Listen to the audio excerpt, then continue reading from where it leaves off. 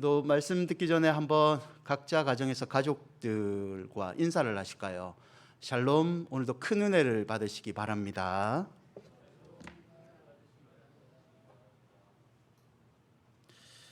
오늘 본문의 이야기는 이렇습니다. 유대 지도자들이 예수님을 처형하기로 결정을 했습니다. 그들은 6월절이 안식일이 오기 전에 예수님의 처형을 마무리하려고 합니다. 그래서 대제사장 집에 모이게 되죠. 본문에 나오는 대제사장의 집은 벽으로 둘러싸인 뜰이 다인 궁궐입니다. 이곳에서 사실 재판이 열린 적은 없습니다. 재판은 성전 대형 홀에 개최되는 게 갈래입니다. 근데 이 기간이 6월절 기간이고 6월절 기간에는 성전이 새벽이 아니라 한밤중에 열리게 되어 있습니다. 그래서 급하게 예수님을 처형시키기 위해 대제사장인 가야바의 집에서 재판을 열기로 한 겁니다. 물론 재판을 주최하는 사람들은 권력자들이기 때문에 억지로 성전의 문을 열어서 재판을 해도 됩니다. 그러나 아마 이런 재판의 소식이 퍼지면 폭동이 일어날 가능성이 높기 때문에 그들은 사적인 공간 대제사장의 집에서 예수님의 재판을 진행했던 것 같습니다. 예수님의 재판 과정을 묘사한 성경의 구절들을 여러분 살펴보시면 제자들은 모두 도망쳤다라고 복음서의 기자들은 기록하고 있습니다.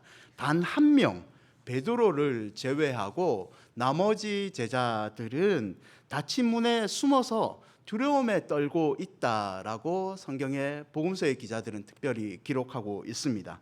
본문에서 여러분 재밌는 표현이 하나 있는데요. 베드로가 끌려가는 예수님을 따라가는 모습을 한 단어로 표현하고 있습니다.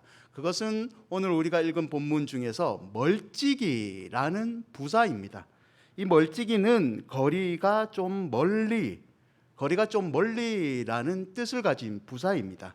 이 멀찍이라는 표현이 어쩜 지금 베드로의 심적인 상태를 가장 적절하게 표현한 단어인지도 모릅니다. 여러분, 베드로는 예수님을 따라가기는 따라가는데 멀찍이 따라갑니다. 제사장 집안에 들어가기는 들어가는데 몰래 들어갑니다. 사람들에게 들키지 않으려고 애를 쓰죠. 멀찍이 제사장의 집에 들어가서 대제사장의 뜰까지 들어갑니다. 공회에서 일하는 일꾼들과 함께 앉죠. 자기가 속한 사람인 척, 일꾼인 척 행동을 합니다. 여러분, 베드로는 수제라라는 자존심을 지키고는 싶었죠. 예수님이 아니 걱정은 되었습니다. 무리를 걷는 예수님이 오병이어의 기적을 보여주신 예수님이 어쩌면 반전의 모습을 기적같이 이 극한 상황을 이겨낼 거라는 기대감을 가졌는지도 모릅니다. 동시에 베드로는 자신이 예수님의 제자라는 게 들킬까 봐 두려움에 쌓여 있었습니다. 그래서 베드로는 예수님을 지켜보고 따라갔지만 멀찍이 거리를 조금 두고 행동을 했습니다. 이런 베드로의 치밀한 계획은 그런데 실패를 하게 됩니다. 사람들에게 발각되지 않고 예수님을 지켜보고 싶었던 이 계획은 베드로의 한 행동, 억양 때문에 실패를 하게 됩니다. 베드로는 갈릴리 사람들인, 이 갈릴리 사람들은 다른 사람들보다 억양이 조금 거셉니다. 그리고 뜰 안에 있었던 대부분의 유대인들의 억양보다는 수리아 사람들의 억양과 가깝습니다. 이 억양 때문에 예수님과 한패라는 사실이 들통날 위험에 베드로는 처해져 있었습니다. 여러분, 잠깐 생각을 해보십시오.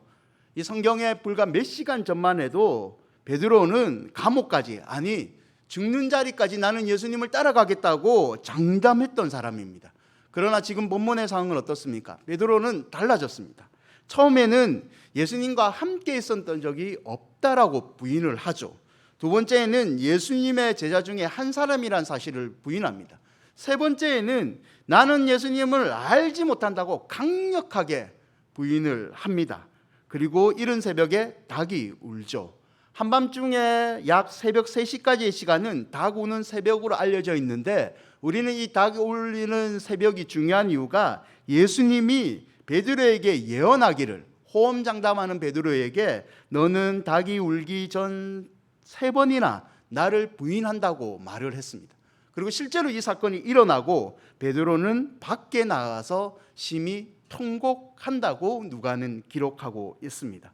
사랑하는 여러분, 이 베드로의 어쩌면 실패 사건, 아니 베드로가 제자로 살아온 삶을 한번 뒤돌아보시면, 찬찬히 성경에 있는 베드로의 모습을 보시면 참 우리의 모습과 참 닮은 데가 많습니다. 여러분 한번 짚어보시죠. 베드로는 3년 넘게 예수님과 동고동락했던 사람입니다.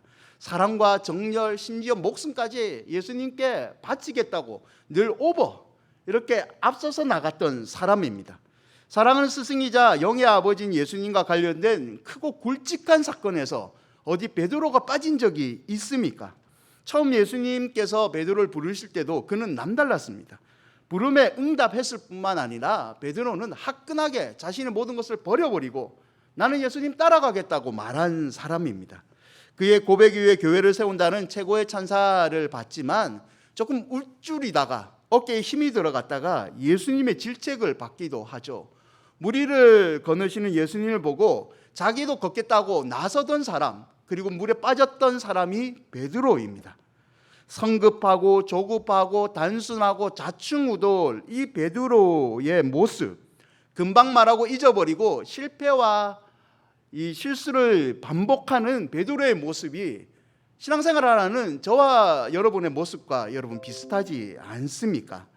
예수님이 특별하게 기도하라고 부탁한 겟세마네 동산에서요, 우리 베드로는 기도하지 않고 푹 잠만 자다가 내려왔습니다. 즉각 순종하고 응답받았고 나는 이제 성도답게 살겠다, 믿음 불패, 믿는 자에게는 능치 못할 것이 없다라고 선언하지만 결정적인 순간에 예수님이 인생에게, 우리 성도에게 헌신을 요구할 때 즉각 나아가지 못하고 멀찍이 떨어져서 주저하는 모습, 이 모습이 우리의 모습과 비슷하지 않습니까? 어떻습니까? 저만 그런 생각을 하고 있나요? 여러분, 그렇다면 이 베드로와 같이 멀찍한, 어쩌면 어중중한 신앙생활의 모습에서 우리는 탈피할 수 있는 방법은 없는 것일까요? 우리는 베드로 실패 사건을 기록한 오늘 누가의 이 증언에서 그 실마리를 조금 찾아볼 수 있습니다. 베드로의 실패 사건은 누가복음 22장 54절에 베드로가 멀찍이 따라가니라는 말부터 시작합니다. 여러분, 누가는 베드로가 실패했던 이 사건, 예수님의 재판에 따라갔지만 실패했던 이 사건을 베드로의 행동에 초점을 맞추고 나가고 있습니다.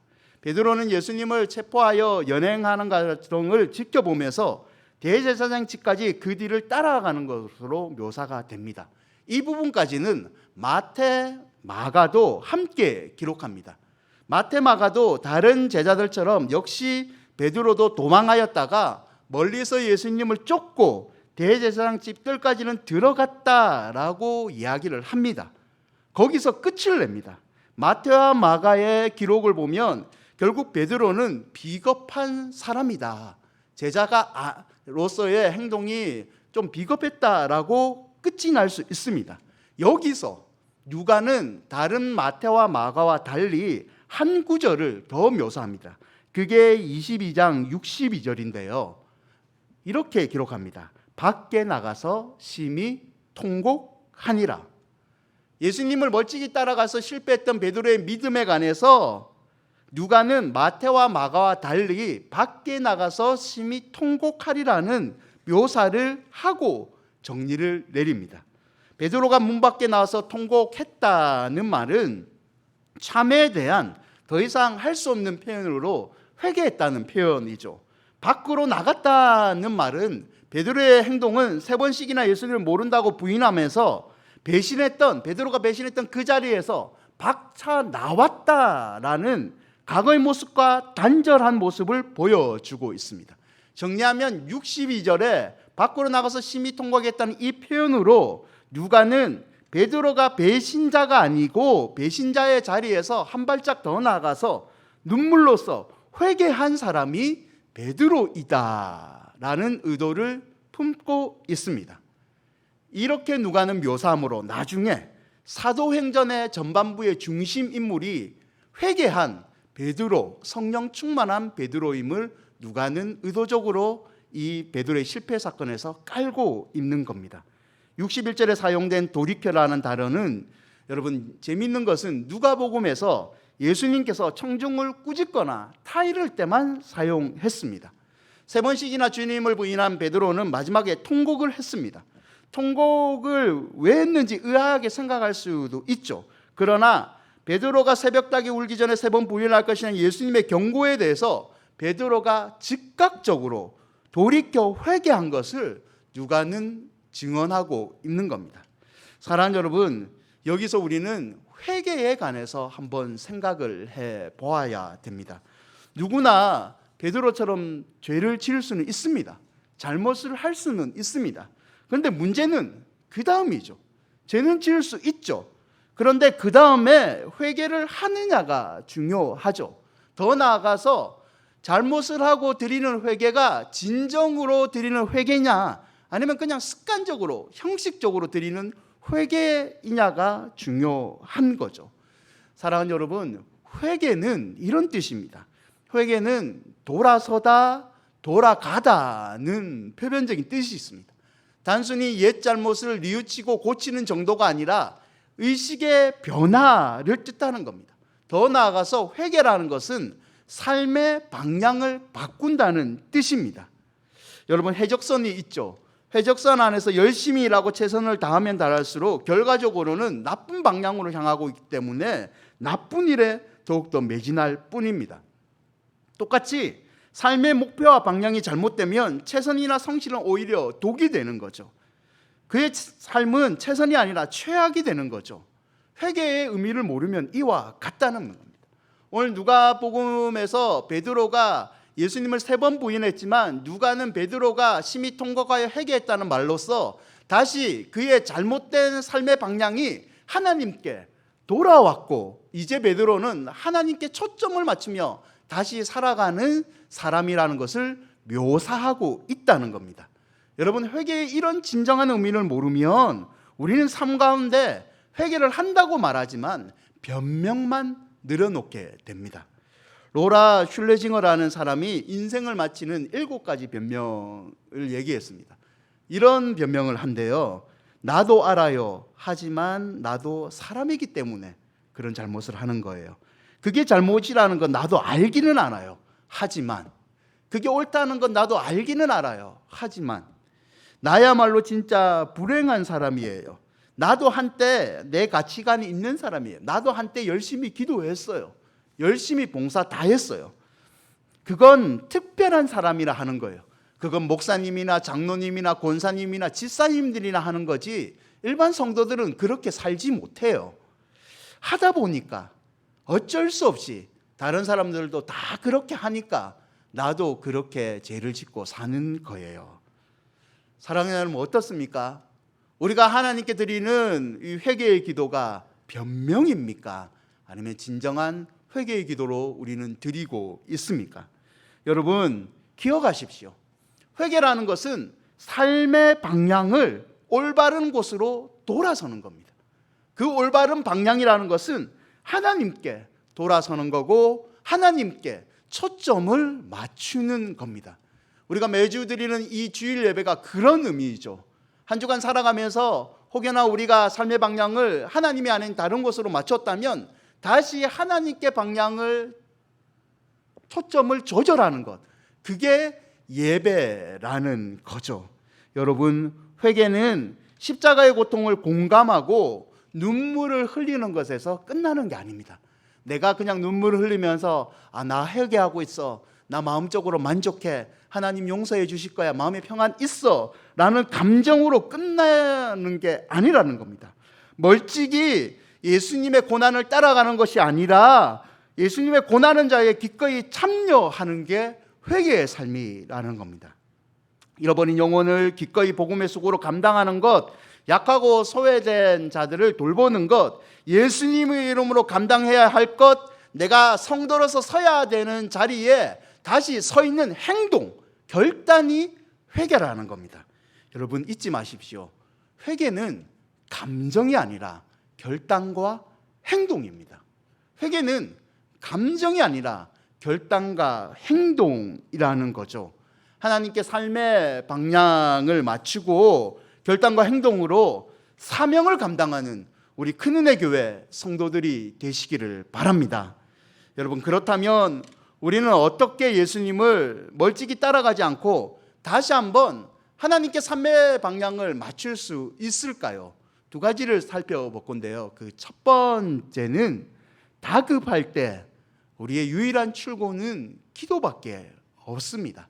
삶의 방향을 맞추는 가장 급한 해결의 방법은 기도밖에 없다는 말입니다. 여러분, 본문에서 예수님은 베드로를 위해서 기도합니다. 누가복음 22장 32절 말씀인데요. 그러나 내가 너를 위하여 내 믿음이 떨어지지 않기를 기도하였으니 너는 돌이킨 후에 내 형제를 굳게 하라. 어쩌면 예수님은 베드로가 스스로 연약하지만, 베드로가 실패는 하지만 하나님을 의지할 때 언젠가는 베드로는 강해진다는 것을 알았는지 모릅니다. 22장은, 누가복음 22장은 예수님의 숨가쁜 마지막 공생애를 보여주는 장입니다. 살인음모가 진행되고요, 사랑하는 제자들의 배반이 이어지는 이 암울한 상황에서 예수님은 묵묵히 십자가의 행진을 계속 진행하고 있습니다. 그걸 묘사한 게 누가복음 22장인데요. 22장에서 예수님의 모습은 철저하게 하나님의 뜻에 굳건히 서 있는 모습입니다. 위로부터 늘어 부어오는 능력을 힘입고 담대하게 십자가의 죽음에 맞서는 모습을 친히 우리 인생들에게 예수님을 보여주시죠. 예수님이 하나님이기 때문에 가능하죠. 그러나 누가복음 22장에서는 예수님이 인간의 육신으로 입고 오신 우리 예수님이 이런 힘든 상황을 담담하게 맞설 수 있었던 행동의 이유가 있다고 얘기합니다. 그게 바로 32절에서 말하고 있는 기도입니다. 예수님께서는 여러분 기도를 하셨죠. 겟세마네 동산에서 기도했다는 거 우리가 알고 있지 않은가요? 예수님께서는 묵묵히 인내함으로 하나님의 인도하심을 구했습니다. 이 잔이 너무 힘듭니다. 하나님, 피하고 싶습니다. 그러나 하나님의 뜻이라면 내가 이 고난의 잔을 감당하겠다고 기도로서 자신의 마음을 다짐시켰죠. 여러분, 우리의 모습은 어떻습니까? 우리는 지금 참 힘든 상황에 살고 있습니다. 누가 이런 상황이 몇 개월 동안 지속될 거를 알아나요? 여러분, 그러나 잊지 마십시오. 아무리 경제적으로 어려워도 우리 인생의 마지막은 오지 않습니다. 여러분, 우리 자녀가, 우리가 남편이 소울 썩여도 우리 인생의 마지막은 오지 않죠. 마지막은 오지 않다는 걸 우리 알고 있지만, 그러나 마음 가운데 답답함과 힘듦이 있잖아요. 이 힘듦을 이겨낼 수 있는 유일한 출구는 성도에게 기도밖에 없습니다.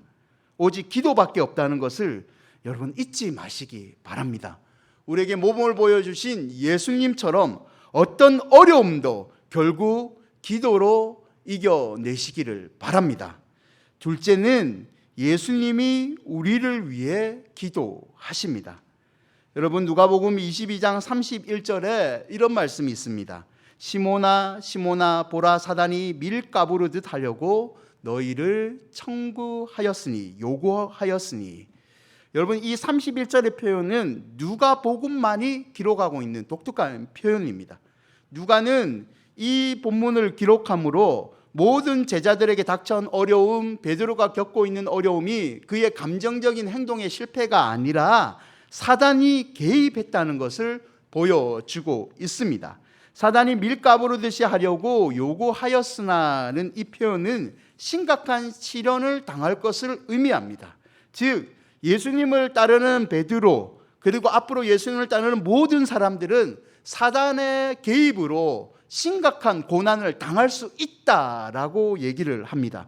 누구나 고난을 당할 수 있죠. 그러나 누가는 여기서 말을 끝내지 않고 32절의 말을 더 권면해 줍니다.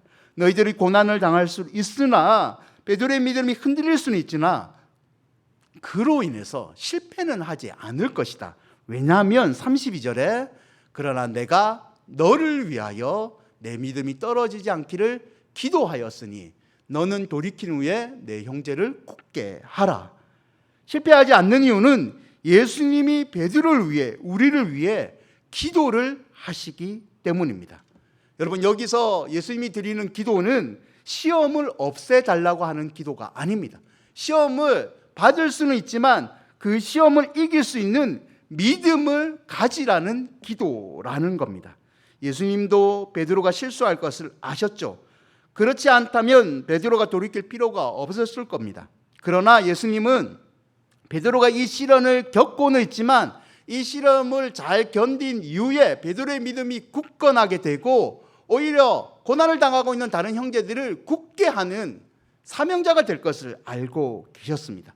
그래서 예수님이 내가 베드로를 위해서 기도하니 너는 이 시험을 넉넉히 이겨내고 다른 사람을 세우는 사명자가 되라고 말씀하신 겁니다. 여러분, 그러므로 삶의 위기의 순간 저와 여러분은 우리를 위해서 기도하시는 예수님을 기억해야 될 줄 믿습니다. 여러분, 예수님이 우리를 위해 기도하는 것을 아는 성도들은요, 멀찍이 따라가는 이 신앙을 버릴 수 있습니다. 왜냐하면 예수님은 멀찍이 살아가는 성도가 무서워하는 그 세상을, 두려워하는 세상을 이기신 분이기 때문입니다. 예수님께서는 세상에서 이기신 것이 아니라 세상을 이기신 분이죠. 그리고 우리 예수님이 우리를 위해서 오늘도 기도하고 계신다는 사실이 우리가 세상을 이길 수 있는 힘이 될 줄 믿으시기 바랍니다. 사랑하는 여러분, 예수님께서 힘이 없어서 십자가 지신 것 아니죠. 성도가 힘이 없어서 고난의 십자가 지는 것 아닙니다. 십자가라는 것은, 우리 삶의 고난이라는 것은 힘 있는 사람만 질 수 있습니다. 예수님은 힘이 있었기 때문에 십자가의 고통이 어떤 것인지 아시면서 피하지 않고 당당히 지셨던 겁니다.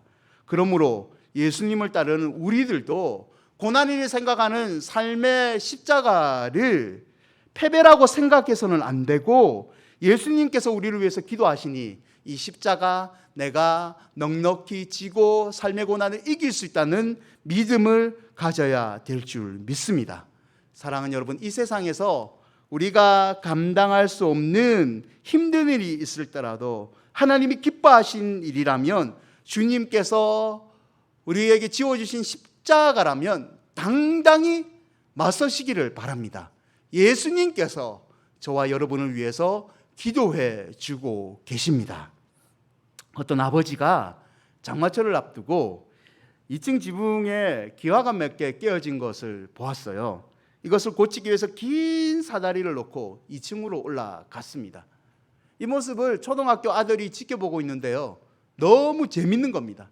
자기도 따라하고 싶은 거예요. 아빠, 나도 이 사다리를 타고 올라가게 해주세요.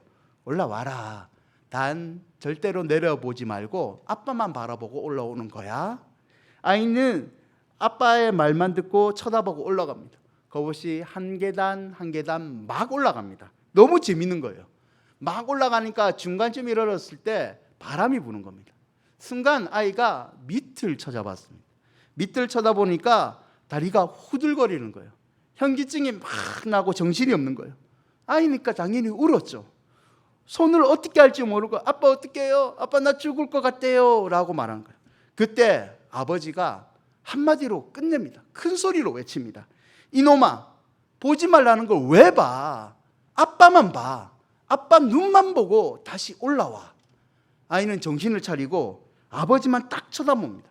이제 다시 아무것도 쳐다보지 않고 아빠 눈만 보고 아빠만 보고 다시 올라가기 시작한 거죠. 여러분, 이 간단한 예화에서 우리는 뭘 깨달을 수 있을까요? 아무리 힘든 세상의 싸움 속에서 우리 홀로 있는 것 아닙니다. 아버지 되신 하나님께서 우리를 지켜보고 계시는 거죠. 그러므로 하나님만 똑바로 쳐다보고 삶의 방향을 하나님께 맞추고 우리는 다시 한번 믿음의 걸음을 내닫기만 하면 될 줄 믿습니다. 그리하면 아버지 하나님께서 가장 선한 길로 저와 여러분을 인도해 주실 줄 믿습니다. 라일 주교의 한 말을 언급하면서 말씀을 맺고자 합니다. 천국을 믿지만 갈망하지는 않습니다. 지옥을 믿습니다. 그러나 두려워하지는 않습니다. 예수님을 사랑합니다. 그러나 그분을 위해서 하는 일은 미비합니다. 마귀는 미워합니다. 오히려 하는 일을 보면 마귀를 끌어들이지 않는가 합니다. 진노가 임박할 줄 알지만 아직 잠에서 덜 깬 사람과 같습니다. 여러분, 코로나19가 지속되면서 저는 목사로서 이 라일 주교의 말에 도전을 사실 받습니다.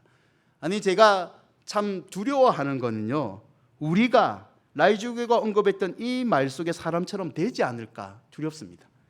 천국을 믿기는 믿지만 천국을 갈망하지 않고, 지옥을 믿지만 두려워하지도 않고, 진노가 임박하고 하나님께서 싫어하는 거 알지만 잠에서 덜 깬 사람처럼 그렇게 멀찍이 따라가는 신앙의 모습, 이 저와 여러분의 모습이 되지 않을까. 여러분, 하나님 앞에서 어쩌면 두렵습니다. 코로나19의 힘든 상황이 지속되지만 우리 믿음을 지킵시다. 여러분의 믿음을 어떤 방법이라도 지키시기 바랍니다.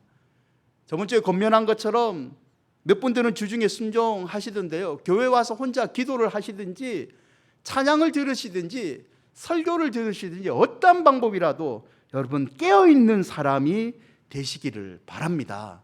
멀찍이 바라보지 마시고 멀찍이 서서 하나님과 세상 사이를 계산하지 마시고 즉각 순종하는 믿음의 사람이 되시기를 바랍니다. 우리를 위해서 기도하시는 예수님을 믿고 우리의 인생을 한번 하나님께 위기의 순간 다시 한번 던지시는 큰은혜 교회 성도들이 되시기를 바랍니다. 여호수아 14장 12절에 이 갈렙의 고백이 위기의 순간 저와 여러분의 고백이 되기를 바랍니다. 우리 함께 읽겠습니다. 그날에 여호와께서 말씀하신 이 산지를 지금 내게 주소서. 당신도 그날에 들으셨거니와 그곳에는 아낙 사람들이 있고 그 성읍들은 크고 견고할지라도 여호와께서 나와 함께 하시면 내가 여호와께서 말씀하신 대로 그들을 쫓아내리이다 하니. 아멘. 사랑하는 여러분, 갈렙은 인생의 노년 80이 넘은 나이에 이 고백을 합니다. 자기에게 약속했던 하나님의 땅을 노인의 나이에도 불구하고 하나님, 내가 힘도 없고 나에게 영향력이 없지만 내게 약속하신 산지를 내게 주십시오. 사람들은 아락 사람들이 크고 그 성읍은 견고하다고 말합니다. 그러나 나는 하나님이 함께 하신다면 말씀대로 나의 약속의 땅을 성취하신 줄 믿고 나아가겠습니다는 이 갈렙의 고백이 사랑하는 여러분, 저와 여러분의 고백이 되기 바랍니다. 코로나19의 위기의 순간 경제의 문제, 가족의 문제, 내 자녀의 문제가 때로는 아락 사람처럼 크고 견고할지라도 여호와께서 우리와 함께 하시면 우리는 능히 승리할 줄 믿습니다. 사랑하는 여러분, 믿음의 인내는 버티는 겁니다. 인내는 버티는 거고 절망 중에도 하늘은 열려 있습니다. 하나님이 우리와 함께 하십니다. 아무쪼록 멀찍이 믿음 생활하지 마시고 삶의 방향을 하나님께 맞추시고 결단과 행동으로 승리하는 권속이 되시기를 주님의 이름으로 축원드립니다.